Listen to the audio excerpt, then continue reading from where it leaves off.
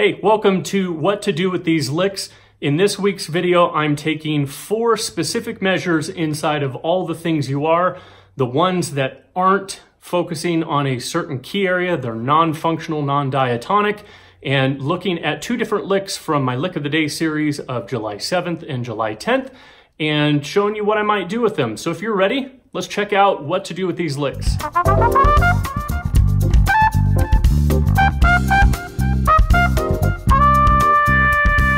So in this week's video, we are going to be covering the 4 measures inside of All the Things You Are that don't fall into that key area concept that I talked about in last week's video. Last week's video, we're looking at All the Things You Are, took 2 different licks from my previous Lick of the Day series, and then showed you a couple examples of what I might do over that progression. But I mentioned that there were 4 measures specifically inside of All the Things You Are that don't follow the key area concept, and it's non-functional. Non-functional means that it doesn't follow the circle of fourths or circle of fifths, depending on which direction on the wheel that you're moving. Now, there's a couple different ways that you can handle chord progressions that are non-functional. I cover those in my jazz targeting masterclass, which I have a link down below in the description of the video if you're interested in checking that out. And I'm going to cover one of those ways in today's video.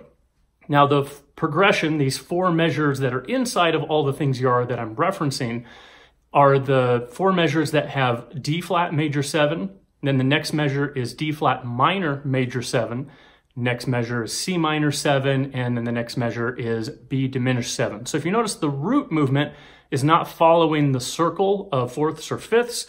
After you get past D flat, it starts descending by half step. There's actually a more interesting movement inside of those 4 chords that I actually like to highlight when I'm personally playing, and that's following the 3rd.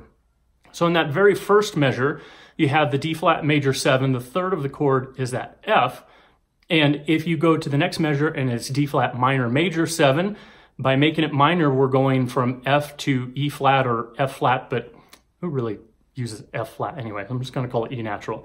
So you're going from F to E natural, then C minor 7. The 3rd is E flat. So you notice we're going down chromatically by half steps, F, E, E flat. And then we go down to the B diminished, which takes us down to a D natural. So we have this half step movement that I enjoy doing different things. But in today's video, we're going to take 2 different licks. We're going to take a lick from my Lick of the Day series from July 7th and a lick from July 10th. I'm going to play them in their original keys, so concert B flat. I'm going to put them in a couple other keys. Then I am going to put them into context, play something a little bit before, play something a little bit after. And then I want to show you how you can apply those 2 licks to match along with that half step movement of the 3rds along the way. So let's check out the very first lick. Okay, so this is the first lick from July 7th. I have the original video up there. I'm also including the July 10th video in that link so you can check out both of those from the Lick of the Day series. I'm going to play it in B flat, concert B flat first, and then I'm going to put it in a couple different keys from All the Things You Are.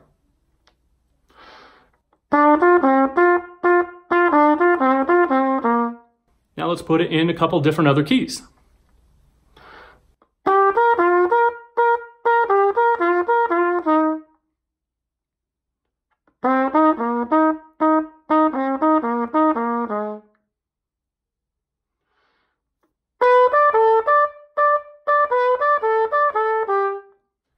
And then, of course, the July 10th lick, and I'll play it in concert B flat first.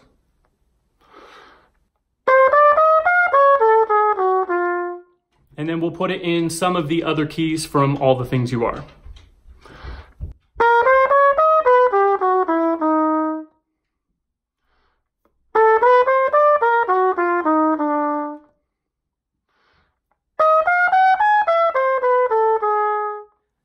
All right, so now I'm going to take those 2 licks and I'm going to put them into context. So I'll play the original lick, then I'll play something a little bit before it, and then something a little bit after. That way we can learn to connect our ideas together with some of our own original material. That way these lines become more natural in our playing. So here we go. 3.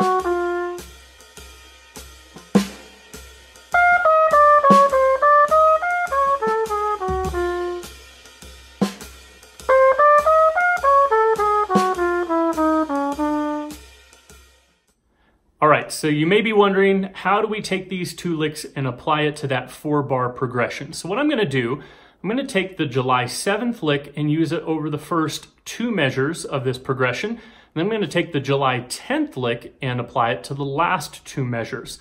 Now you notice with the July 7th lick, it's all inside of one key area tonality. But if I change one note, I can make it fit over that D flat major 7 and then going into that D flat minor major 7. And all I have to do is just change the one note. And then we'll quickly jump into the last 2 measures with the July 10th lick. I'll play something a little bit before and a little bit after, and hopefully try to make it sound as natural as possible. Here we go.